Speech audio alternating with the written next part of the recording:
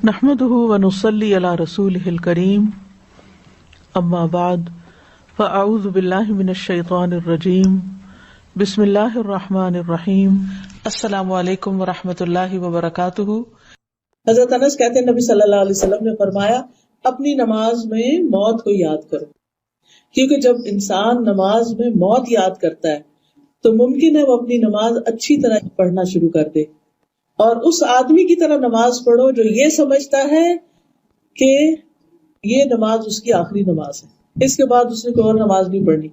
تو اس طریقے سے انسان کی نمازوں میں خشوع و خضوع آنے لگتا ہے۔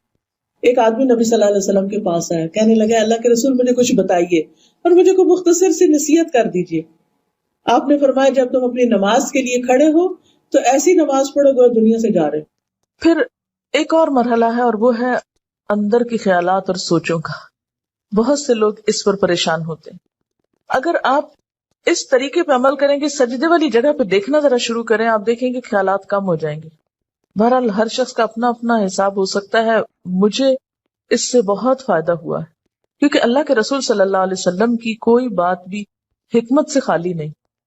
تو خیالات دو طرح کے ہوتے ہیں، ایک ہوتا ہے خیالات کا آنا اور ایک ہوتا ہے خیالات کا لانا۔ آنے والوں کو تو آپ روک نہیں سکتے، پاسبل ہی نہیں، اور ایک ہوتا ہے خود انوائٹ کرنا، کسی کو بلانا، دعوت دینا، اس کو آپ بہرحال کنٹرول کر سکتے ہیں۔ اب جو بن بلائے آ جاتے ہیں ان کو آنے دیں، ان کو آپ اگنور کر دیں، کیونکہ ہمارا دماغ ایسی چیز ہے کہ جو کانسٹنٹلی کام کرتا ہے، رکتا نہیں ہے۔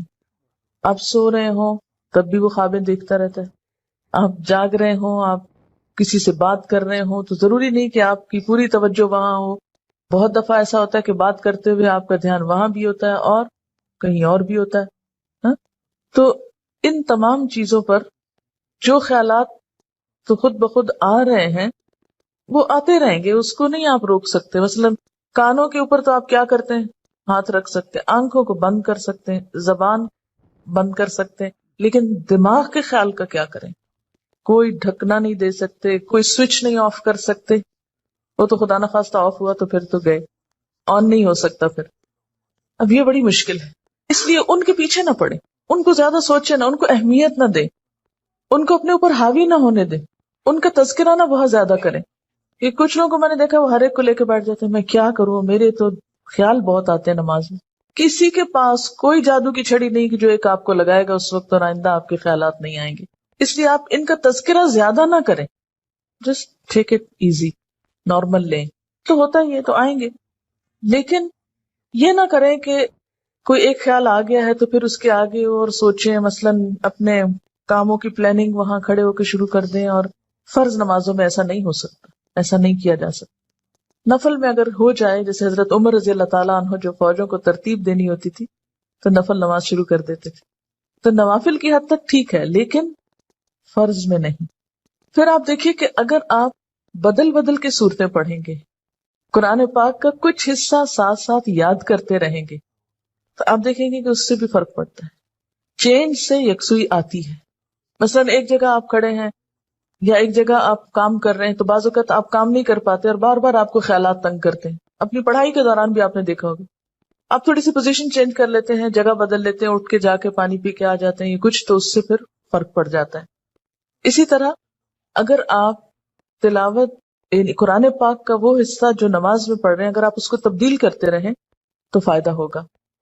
اس کے لیے طریقہ کیا ہو، کیونکہ آپ نے دیکھا ہوگا کچھ قرآن پاک آپ نے یاد کیا پھر وہ آپ کو بھولنے لگا، کوئی صورت اگر کچھ دن تک نہیں پڑھی، اگلے دن نماز میں پڑھنے کھڑے ہوئے وہ اٹکنا شروع ہو گیا، آپ نے تنگ آ کے چھوڑ دی۔ ایسی چیزیں بہت نیچرل ہوتی ہیں۔ اس کا علاج کیا ہے؟ ایک پاکٹ سائز کا چھوٹا سا قرآن پاک کا نسخہ جو ہے وہ نماز کے وقت میں قریب رکھ لیں۔ میں نے ایک باسکٹ سی بنائی ہوئی، تو آپ کیا کریں، دعاؤں کے کارڈز، تسبیح اور جو قرآن پاک کا نسخہ، اگر آپ چشمہ لگا کے پڑھتے ہیں تو چشمہ، یہ ساری ضروری چیزیں جو ہیں اس کے اندر موجود ہوں، وہ آپ اپنے بیڈ روم میں، اپنی وارڈ روم میں کہیں ایک جگہ پر اس کو رکھ لیں۔ جو ہی نماز پڑھنے لگے جائے نماز بچھائی اور اٹھا کے وہ ٹوکری پاس رکھ لی۔ اچھا سنت پڑھ لی آپ نے، اب آپ نے ارادہ کیا کہ میں آج فلاں سورت پڑھوں گی اور آپ کو بھولی ہوئی ہے یا آپ سمجھتے ہیں کہ آپ کو یاد دہانی کی ضرورت ہے، کئی جگہ ہوتے ہیں نا وہ شبے پڑ جاتے ہیں، تو آپ کیا کریں، شروع کرنے سے پہلے 1 سیکنڈ کے لیے ان جگہوں پر دیکھ لیں اس کو پھر رکھ لیں، پھر آپ نماز پڑھیں. آپ انشاءاللہ وہ صورت بہتر طور پر پڑھ پائیں گے. جب آپ پڑھیں گے تو آپ دیکھیں گے کہ آپ کی واقعی نماز میں خوشی پیدا ہوگی، کیونکہ کچھ عملی تدابیر بھی ہوتی ہیں کہ یکسوئی والی جگہ ہو لیکن ساتھ ایسی چیزیں موجود ہوں. مثلا اگر آپ نوافل پڑھ رہے ہیں اور آپ تھک گئے ہیں بیچ میں، تو بجائے اس کے کہ اپنے اوپر زور زبردستی کر کے پھر کھڑے ہو جائیں، آپ بیچ میں تھوڑا بیٹھ بھی سکتے ہیں، یا یہ کہ سلام پھیر کر آپ دعاؤں کا کارڈ نکالیں، کچھ دعائیں پڑھ لیں، اس میں آپ ریلیکس بھی ہو جائیں گے اور ساتھ یہ ہے کہ دعائیں بھی مانگی جائیں گی اور اگلے 2 نفل جو ہیں وہ زیادہ یکسوئی کے ساتھ پڑھے جائیں گے. تو اس طرح کی کچھ عملی تدابیر جو ہیں وہ آپ کی نماز کو اچھا کر دیتی.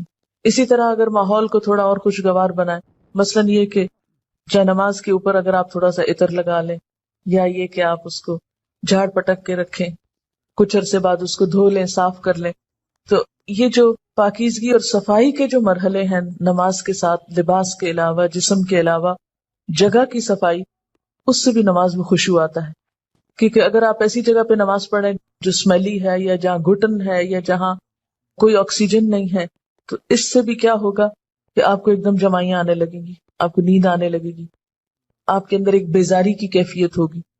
تو کن چیزوں سے پھر بچنا ہے؟ مثلا نمبر 1 ہلنا نہیں، نمبر 2 مختلف سمتوں میں جھکنا نہیں. کیسے؟ یعنی یہ نہیں کہ کبھی دائیں ٹانگ پہ کھڑے ہو جائیں، کبھی بائیں ٹانگ پہ کھڑے ہو جائیں، یہ نہیں کرنا. ٹھیک ہے، اگر شروع میں آپ کو بہت لمبی نماز کی عادت نہیں تو مختصر پڑھنا شروع کریں، لیکن ہلے بغیر. کپڑوں کو بار بار سمیٹیں نہیں، نہ ان کو جھاڑیں. ایسا دوپٹہ یا ایسا لباس نہیں پہنے کہ جو بار بار گرے اور بار بار آپ اس کو سمیٹنے میں مصروف ہوں. پھر اسی طرح جائے نماز کو درست طریقے پہ بچھائیں. یہ نہیں کہ نماز کے بیچ میں ہی آپ اسے ٹھیک کرنا شروع کر دیں. ایسی جائے نماز پہ کھڑے مت ہو کہ جو ہر دفعہ میں اکٹھی ہو جائے اور ہر دفعہ میں آپ اس کو سیدھا کر رہے ہوں. جس چیز پر آپ نماز پڑھتے ہیں اس کو بھی درست کرنے کی ضرورت ہے، وہ بھی مددگار ہے. اسی لیے آپ صلی اللہ علیہ وسلم نے نماز کے وقت سامنے نقش و نگار اور جائے نمازوں کے اوپر نقش و نگار اور ان چیزوں کو ناپسند کیا ہے، کیونکہ یہ بھی نماز میں خلل انداز ہوتے ہیں. پھر اسی طرح تن کے بھی نہیں کھڑے ہونا چاہیے، یعنی بہت اکڑ کے نہیں کھڑے ہوں، بلکہ نارمل نیچرل ریلیکس طریقے سے کھڑے ہوں. پھر اسی طرح نماز میں جمائیاں لینا اور لیتے چلے جانا نہیں، ان کو کنٹرول کریں.